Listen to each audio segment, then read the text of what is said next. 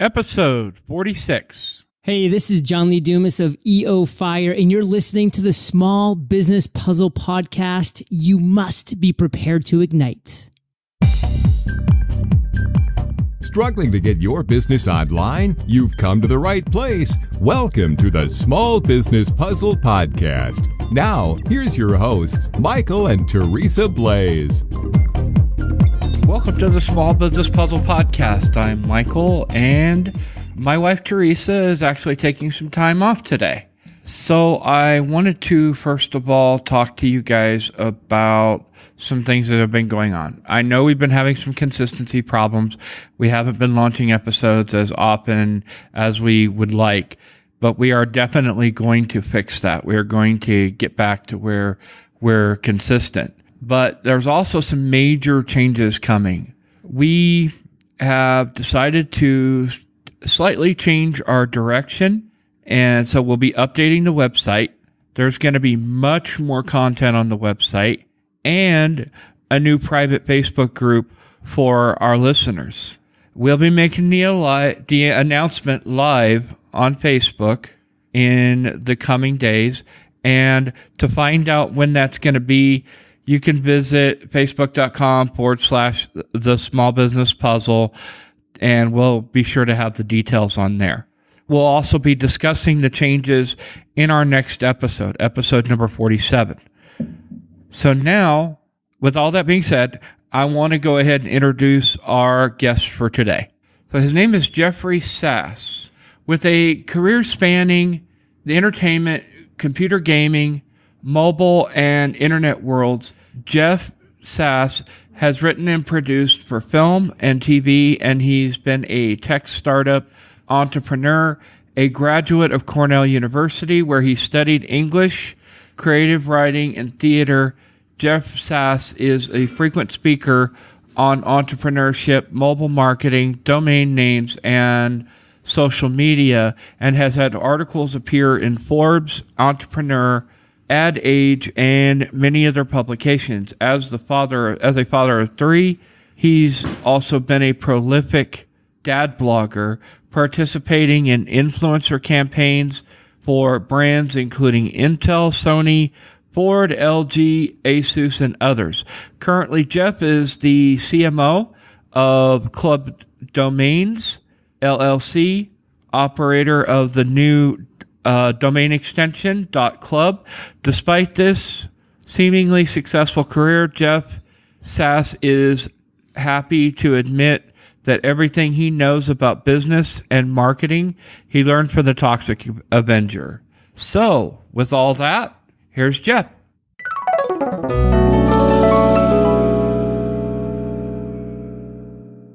Good morning, Jeffrey. Welcome to the Small Business Puzzle Podcast. Good morning. It's a pleasure to be here with you and Teresa. First off, can you kind of give our audience a little bit about you, just maybe something that the bio didn't mention? Sure. So I'm a primarily a marketing guy. So I'm currently CMO, Chief Marketing Officer for .club Domains, and we're the registry that operates the new domain name extension .club. So instead of .com or .biz or .org, you can get a domain name that ends in .club. And I got into the domain space through a long and winding road, which is a short way of saying I'm old. But I started my career in film and television out of New York, and I wrote the book we'll be talking about, Everything I Know About Business and Marketing I Learned from the Toxic Avenger. About 7 years I spent making low-budget action horror films for the very well-known studio Troma. And after that, I moved down to Florida, and I worked in the video and computer game business for a number of years. And during that time, I was fortunate to get a chance to work with William Shatner on his Tech War games. So that was a lot of fun. And from the video and computer game business, I ventured into mobile technology and mobile entertainment, and was in that industry for a number of years. In the midst of this, while my kids were younger, I was a very active dad blogger. So that's something you may not know, but I wrote pretty prolifically for a blog called Datomatic.com, which was founded by Chris Brogan, and did a lot of influencer events and things for different brands from Sony to Intel and others, as a dad blogger. So that was a lot of fun. So it's been a lot of interesting things along the way. Yeah, it sure sounds like it. Okay, I gotta pacify the geeks out there. Give us a Star Trek story. Well, I can give you William Shatner stories, not Star Trek specifically, but I had a lot of fun, as I mentioned, working with him on the Tech War game. So I was the marketing guy for the game company that was putting out that game. So I had a chance to spend a fair amount of time with Mr. Shatner at various occasions. I'll tell you one funny story. We were in Las Vegas. I think it was for the Consumer Electronics Show. We went to see the Siegfried and Roy show one night with Bill Shatner and his then fiance and a few other business people, and we had a nice table in the theater. And at one point, all of a sudden, for whatever reason, he started heckling Siegfried and Roy.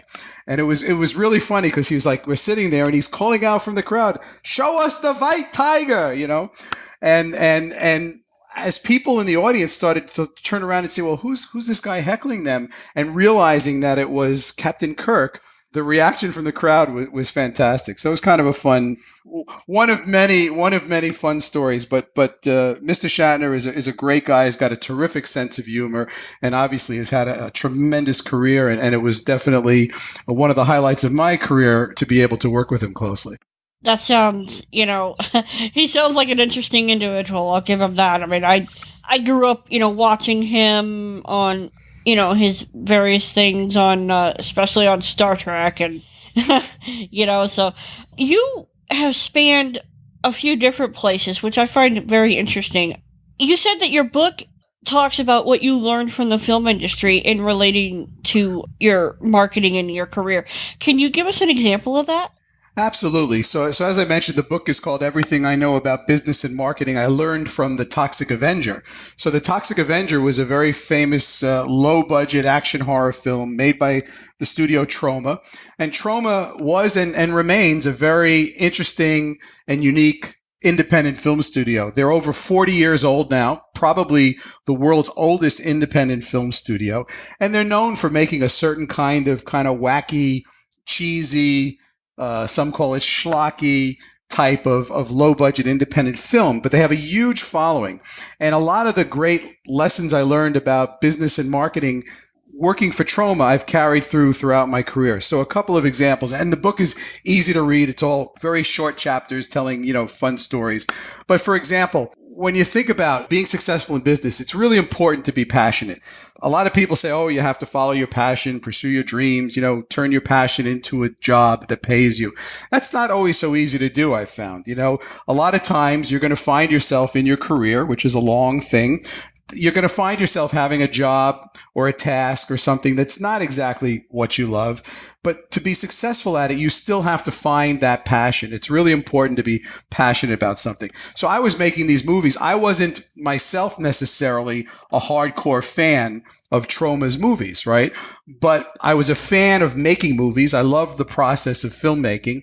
And over time, I came to recognize that we had very loyal fans. So we had people who loved the kinds of movies we were making. So in time, I realized that even if they weren't the kind of movie I wanted to necessarily watch myself, I could appreciate the fact that there were fans who did want to watch it. And I became very passionate about creating the best Troma movie I possibly could to serve those fans. So I found these things about my job that even though I was making movies that weren't necessarily my cup of tea, I recognized that there were a lot of fans out there who loved what we were brewing, and I wanted to make that tea for them.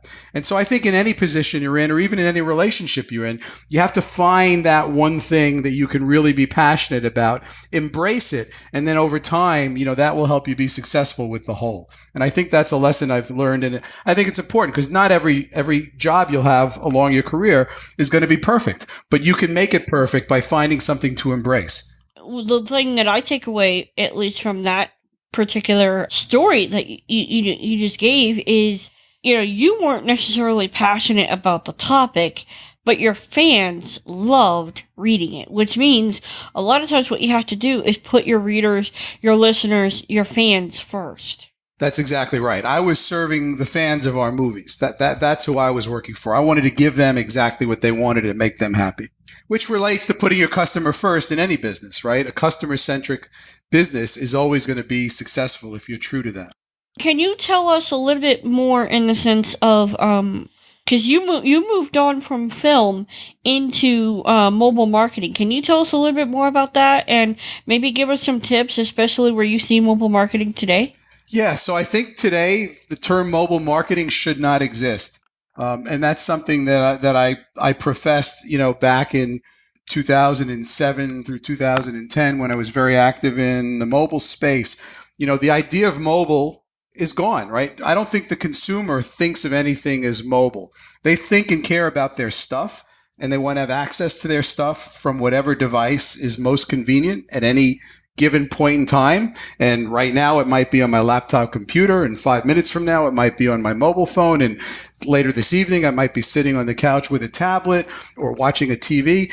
They don't care about the device. The idea that everything should be mobile is really much broader now. Everything is the internet. Everything is access to your stuff, and you want your content, and that content includes your advertising and marketing, to be accessible and properly presented across all of those platforms. So yes, mobile is critically important. There are more, mobile phones on the planet than there are human beings. Pretty much everyone that you know or deal with, or every one of your customers, has a smartphone. So obviously you have to be present there, and you have to make sure that your website and all of your content is properly presented for that format and for those screen sizes. But if you think only about mobile, I think you're missing the boat, because it's about everything everywhere. The consumers, and that's becoming more and more apparent when you now have voice kicking in and you have devices in the home like the Amazon Echo and Google Home, and now Apple just announced yesterday they're going to introduce their device for the home, et cetera, and that's voice activated. So you need to be ready for all of these methods of input, all of these screen sizes, and also voice too. So it's not just about mobile marketing, it's about really marketing across everywhere your customers can touch you, or you can touch them. Who was it, Trace, that said something about be everywhere your customer is? Yeah, I think that was Paul Colligan. Yeah, I mean, you said that basically in a nutshell. Yeah, you've got to be everywhere your customer is. Yeah, and it changes. One of the interesting things about the movie business, especially when I was doing it, in the late 80s and early 90s, and I talk about it in the book, and how Troma adjusted for new technologies, right? So we started making movies initially for theaters, right? The movies were initially released in movie theaters. That was the primary marketplace for them. Then all of a sudden, this thing called home video came along, and the next thing you knew, movies that we hadn't sold in years in theaters were suddenly valuable and had life on VHS tapes, and then eventually that became DVD. So all of a sudden now all these same movies that we were selling on VHS, we could sell them again on DVD, and then it became streaming, and on and on and on. So I think, as technology changes, as delivery methods change, you have to think about how can you adjust your products, how can you adjust your services to meet the needs of all those new platforms as technology evolves. People are talking a lot now about VR and AR and how it applies to their business. And sure, it's going to be a few years before it's mainstream, but should it take off the way these other platforms have taken off, it creates tremendous new opportunities and opportunities to repurpose content and products and services that may have been on the shelf for a while. And, the thing that strikes me, especially on the AR side, is not only are you looking at the voice thing like you were talking about with Apple releasing the HomePod, I think they call it, but now they've also released AR kits so that people can develop for AR, for augmented reality. And I could already see where some local businesses might go, well, how can I use that? Well, if you let your phone scan, and all of a sudden you have facts about your business that pop up on your phone, I could see where that could come into place. I think one thing to consider too, it's never, in my experience, it's never a technology issue. It's always an issue of consumer behavior. A lot of the technologies, including AR technologies, there were AR alien shoot 'em up games that I played on a Palm Trio 8 or 9 years ago that were great, that were using AR technology, that were really cool through the camera and everything else. But no one noticed it. No one paid attention to it. So the technologies we hear about today are not necessarily new technologies. Sure, they're more advanced. Sure, the hardware is better. The processors are faster. The networks are faster for wireless. But the core technologies have been around for a long, long time. It's what's happening now is consumer behavior is starting to catch up. And that was true with mobile. When in the early days of the mobile space, there were lots of things that people could do, but they just weren't doing it, and it took many years for consumer behavior to catch up with what the technology was capable of. So, from a marketing perspective, it's very important to always not just look at the technology, but look at consumer behavior and look at, it's the hardest thing to do is to change consumer behavior. That takes time. In that respect, how should a business approach some of this new technology, some of the speaker stuff and AR and VR? How should a business even approach this stuff? Do you think consumer behavior is ready for it? Well, I think, certainly it's not mainstream yet. And that's always what happens. You have the early adopters and you have, that classic curve, and the early adopters pave the way and fund the way for mainstream adoption. So that's why technology products are typically more expensive in the beginning, because the early adopters are willing to pay more. And then eventually, when they get more mainstream, the price will come down and the masses can jump on board. And there's so many different things to keep an eye on. In my day job, my business at .club, there's a lot of fascinating changes that have happened in the internet that a lot of people aren't even aware of. A lot of people aren't aware that there are now 1,000 different domain name extensions, that you can get a name like a .club or a .shop or a .photography.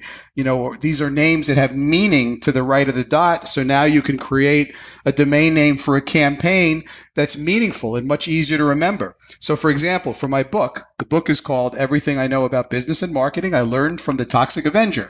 If I want to send people to find my book on Amazon.com, yes, they can go to Amazon.com and they can search by my name or by the book's name and they'll find it, but that's a few steps. Instead, I registered the domain name toxicavenger.marketing because that's relevant to the title of the book. It's easy to remember. And if you go to toxicavenger.marketing, it simply redirects you right to my book on Amazon.com. When should a business or company consider picking up that particular domain extension?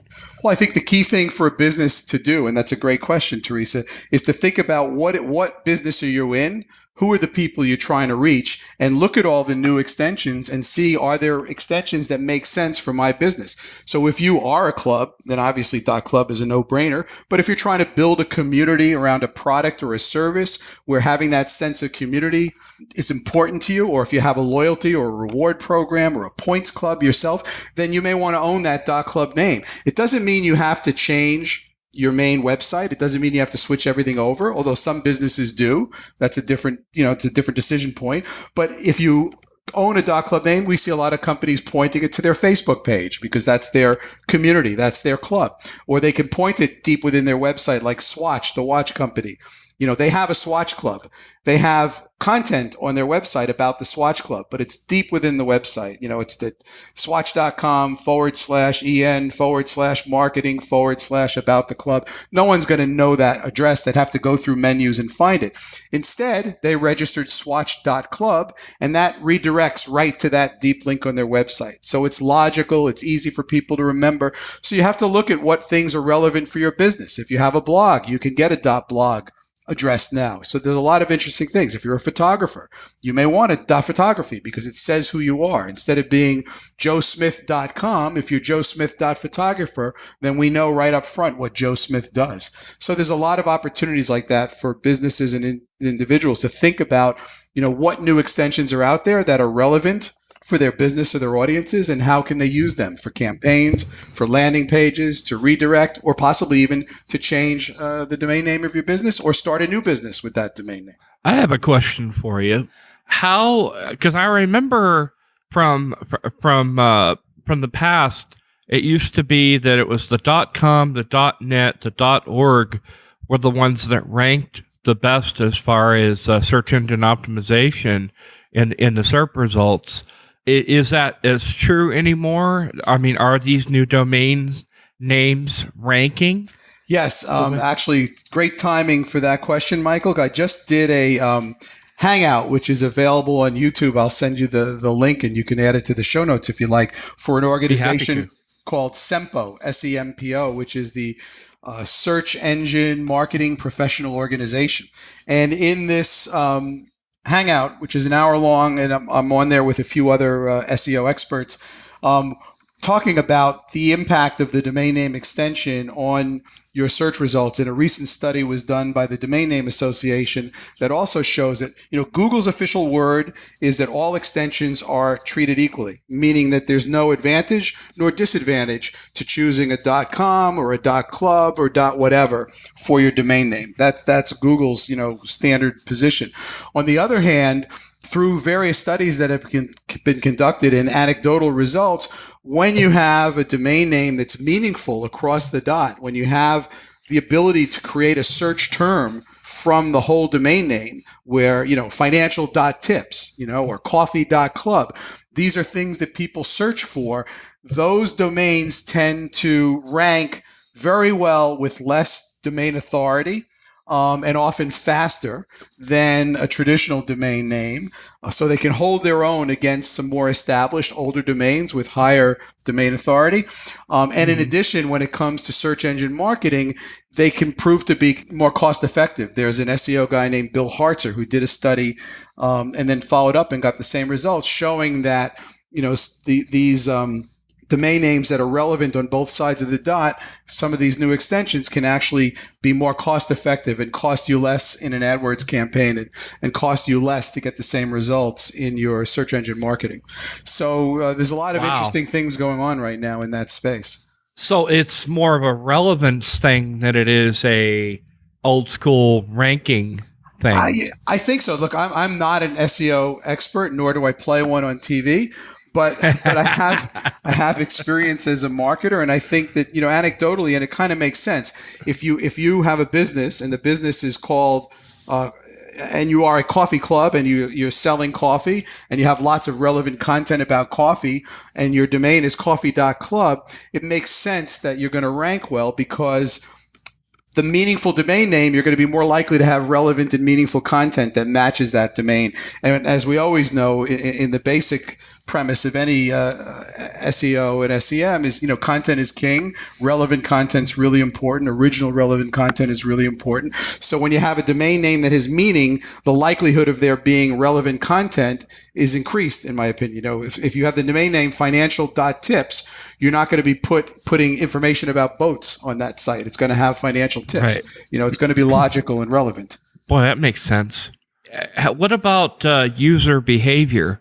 Because people that have been on the web for a while are inclined to look for a .com versus a .club or a .tips. Are you finding that that's still the case, or has that shifted?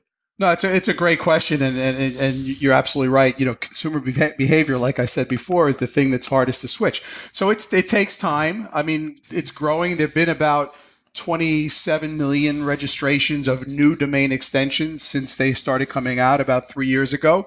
It also varies by region. This business is global. The internet is global. .club is a very global business. Outside of the U.S., people are not as tied to .com as they are here because they're used to country codes, .de in Germany and .eu and et cetera, et cetera. So outside of the U.S., people are much more comfortable and more open to different extensions than they are here.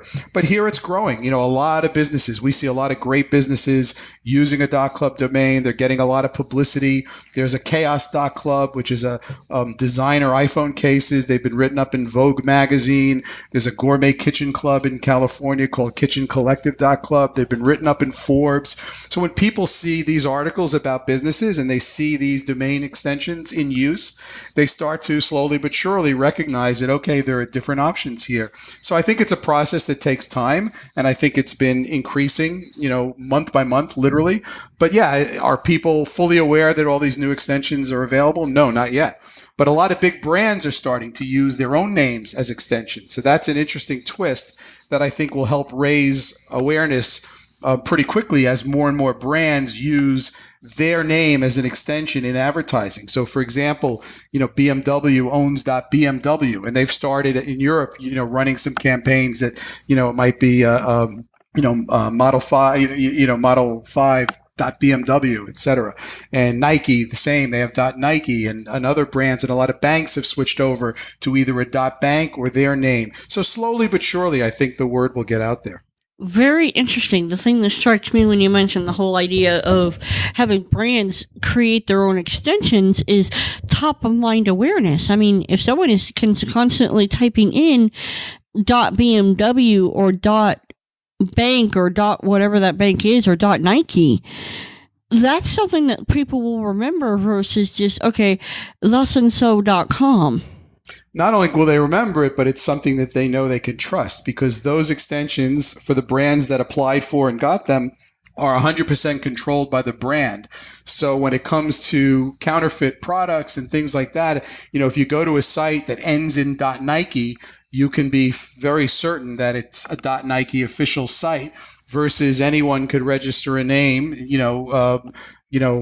mynikeshoes.com, right? Or mynikeshoes. Whatever.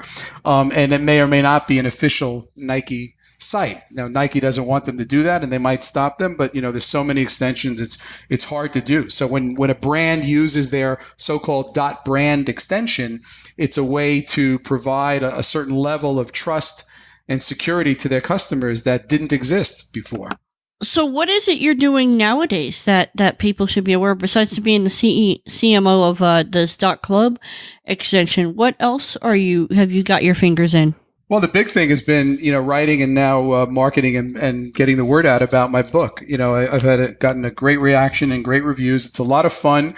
If you like movies, I'll tell you a fun fact. If any of your listeners, or if you guys like the movies or the Galaxy of the Guardians movies that were done, they were written and directed by a guy named James Gunn.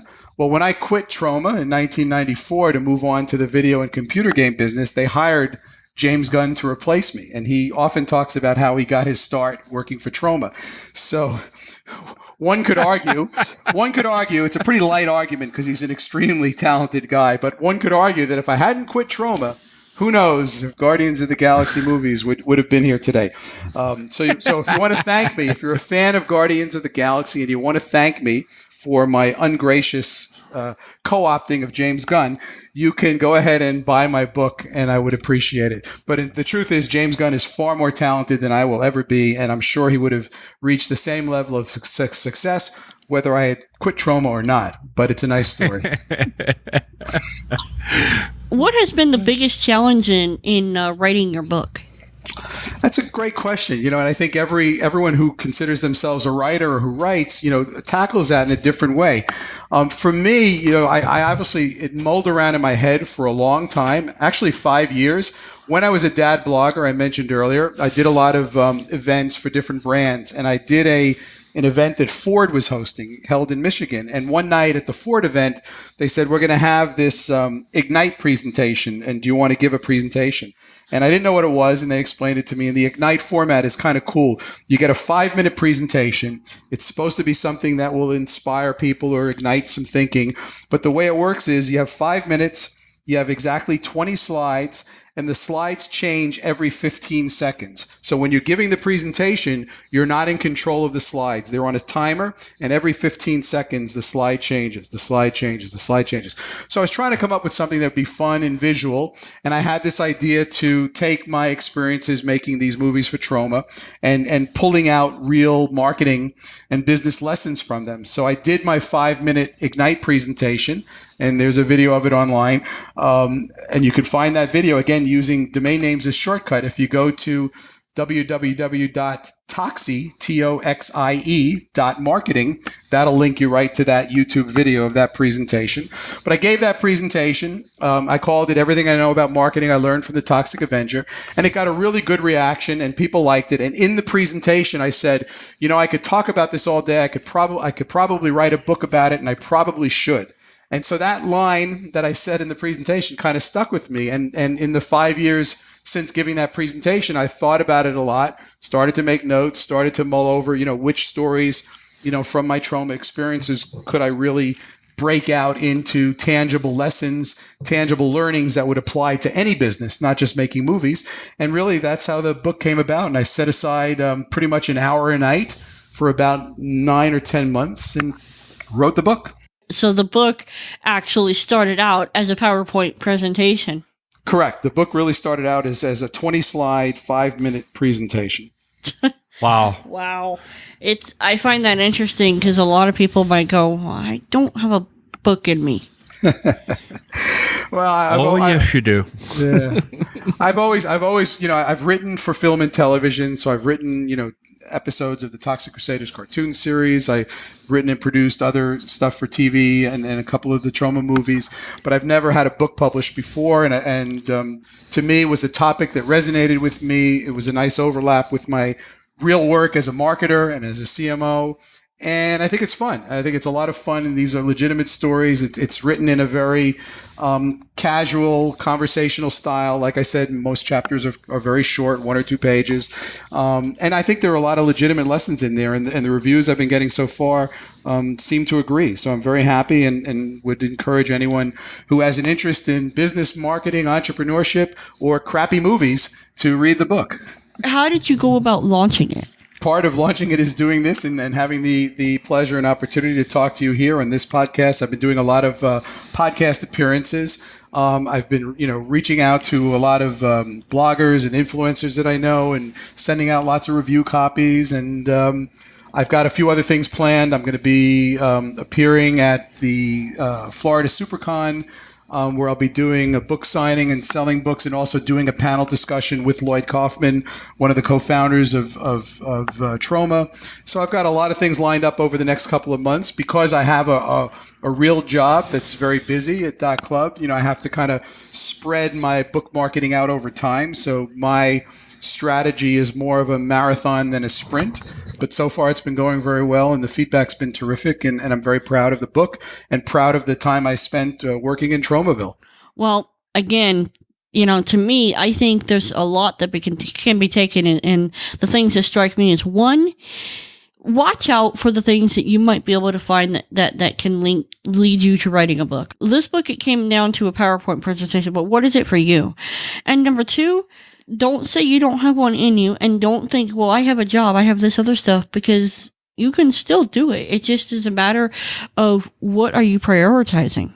And everyone has unique experiences. So look to your unique experiences and what about them would be worth sharing. I looked back at my career, and as I mentioned, it's been all over the place. But I really felt that those 7 years, working for this job and sharing some of those stories was something that, most people love movies.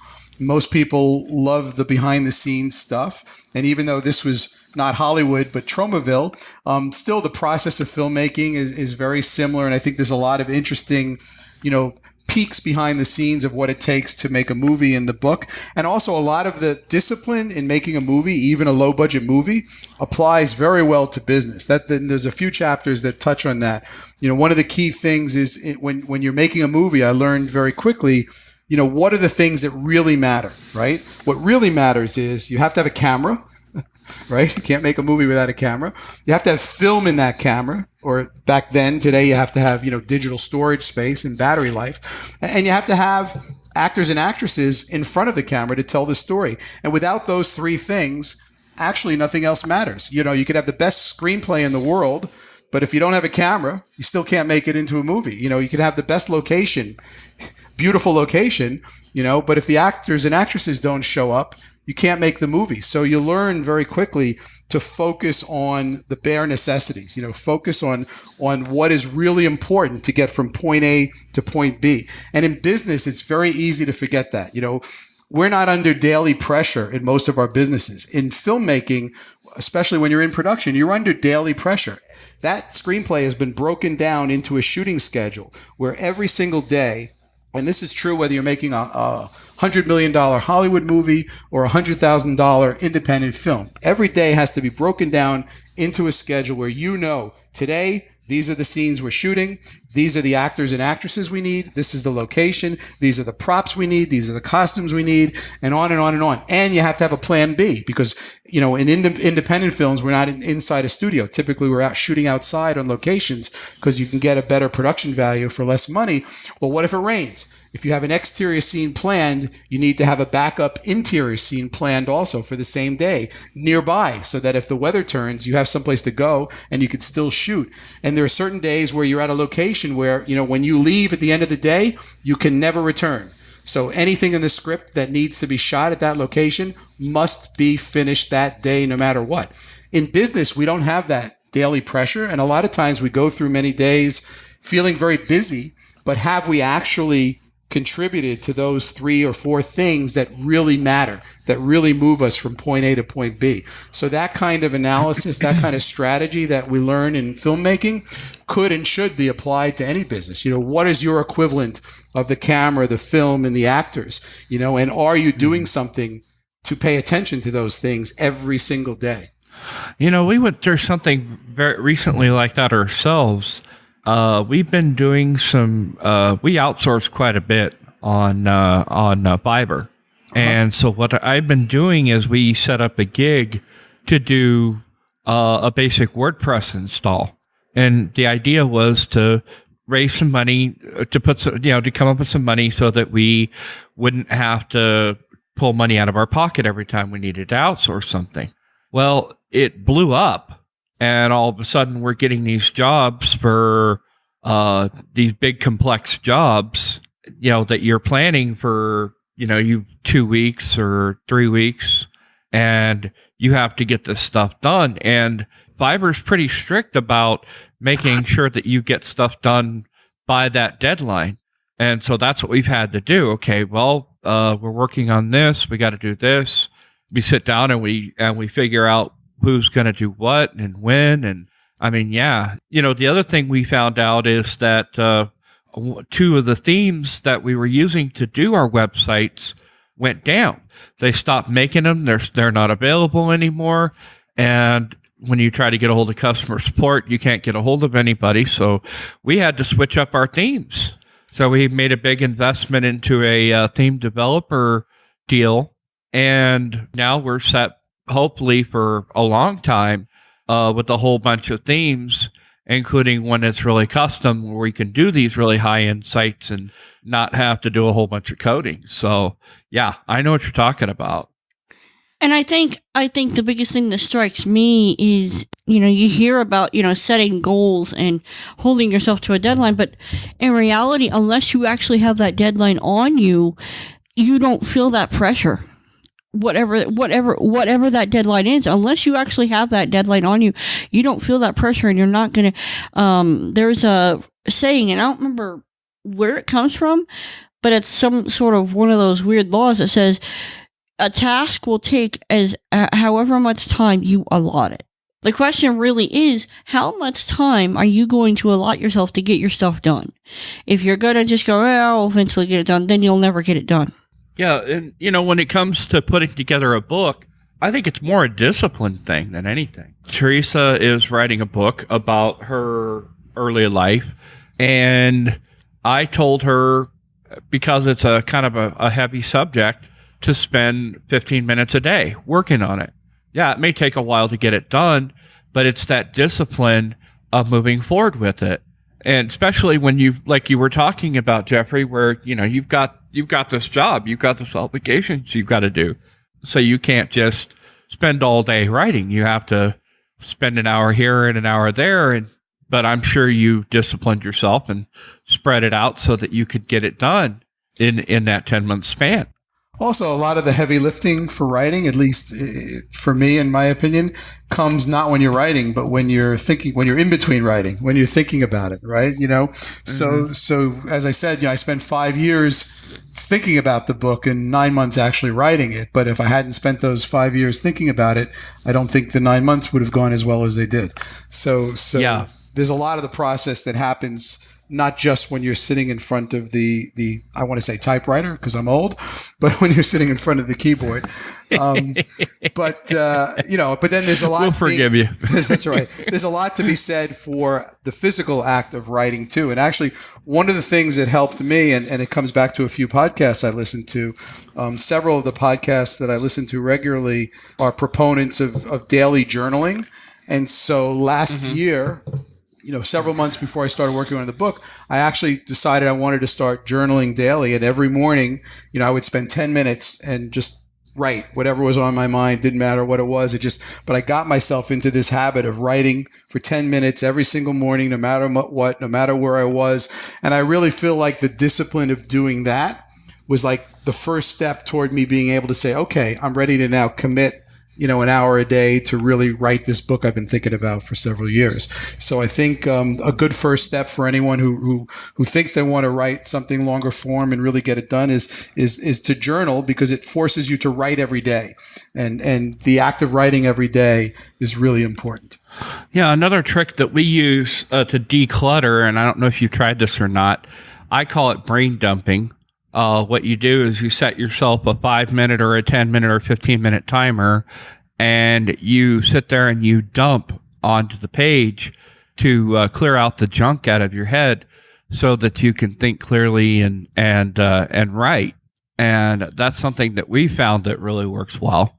A lot of times what happens is what goes on between your ears, because a lot of times you're sitting there and you're thinking about stuff. And in my case, I'm thinking about the topic of my book, and I'm like, I don't know if I can do this. Not that I can't write a book, because I'm almost done with another one as it is. I just got to finish out the last stretches of it. Not that I can't write a book, but the topic is more difficult, and so you kind of really have to mentally get yourself in that space or it won't happen. Where can people connect with you? Yeah, so you can, obviously the book you can find on Amazon at toxicavenger.marketing. There's also a website for the book at everythingiknowabout.marketing. And you can also find me at my personal website, jeffreysass.com or jeffreysass.club. They'll both work. And on Twitter, I'm at Sass, S-A-S-S. All this is like Sam. I'm pretty easy to find if you Google me, and I'm pretty visible in the interwebs, so to speak. So, and happy to answer any questions anyone has, not just about the book, but any of these other crazy experiences I've had over the years. You've been listening to the Small Business Puzzle Podcast. To catch all our past shows, visit sbppodcast.com.